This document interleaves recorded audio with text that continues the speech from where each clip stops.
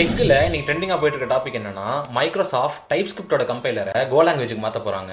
But எது கோ லாங்குவேஜுக்கு மாற்றணும்? Already உங்களுக்கு சி ஷார்ப்னு ஒரு லாங்குவேஜ் இருக்கு. பட் கூகுள் ஓன் பண்ணியிருக்கிற கோ லாங்குவேஜுக்கு மாற்ற ரீசனை கடைசியாக சொல்றேன். ஜென்ரலாகவே ரியாக்ட் ஜேஎஸோ நெக்ஸ்ட் ஜேஎஸோ ஆர் எனி டைப்ஸ்கிரிப்ட் ஃப்ரேம் ஒர்க்கை ஒரு கோட் எடிட்டர் நம்ம ஓப்பன் பண்றப்ப அதோட ப்ராஜெக்ட் சைஸை பொறுத்து தான் அதோட டைப் எரர்ஸ்லாம் நம்மளுக்கு காட்டும். ஃபார் எக்ஸாம்பிளுக்கு ஒரு லார்ஜ் ப்ராஜெக்ட்டை நம்ம விஎஸ் கோட்ல ஓப்பன் பண்றோம் அப்படின்னா அதுல இருக்கிற டைப் எரர்ஸ்லாம் நம்மளுக்கு காட்டுறதுக்கு ரொம்ப டைம் எடுக்கும். இது இப்படியே போனா சரி வரான்னு தெரிஞ்ச மைக்ரோசாஃப்ட் டைப்ஸ்கிரிப்டோட கம்பைலரை ஒரு நேட்டிவ் லாங்குவேஜுக்கு மாத்தணும்னு சொல்லிட்டு கோ லாங்குவேஜுக்கு மாத்திருக்காங்க. கோ லாங்குவேஜ் மாத்தினதுக்கு அப்புறம் அதோட ஸ்பீட் எப்படி இருக்கும் அப்படின்னா 1.5 மில்லியன் லைன்ஸ் ஆஃப் கோட பழைய டைப்ஸ்கிரிப்ட்ல கம்பைல் பண்றப்ப அரௌண்ட் 77 செகண்ட்ஸ் எடுக்குது. பட் கோ லாங்குவேஜுக்கு மாத்தினதுக்கு அப்புறம் வெறும் 7 செகண்ட்ஸ் தான் எடுக்குது. அதாவது 10x ஃபாஸ்டரா இருக்கு. இவங்களோட அனௌன்ஸ்மெண்ட் வீடியோல கூட இவங்க ஒரு விஷயத்த சொல்லியிருப்பாங்க, நாங்க டைப்ஸ்கிரிப்டை ஃப்ரம் ஸ்கிராச்ல இருந்து ரீரைட் பண்ணல, கோ லாங்குவேஜுக்கு போர்ட் தான் பண்ணிருப்போம் அப்படின்ட்டு. போர்ட்டிங்னா கரண்டா இருக்கிற இவங்களோட கம்பைலர் கோட லைன் பை லைன் பார்த்தோம்னா கோ லாங்குவேஜுக்கு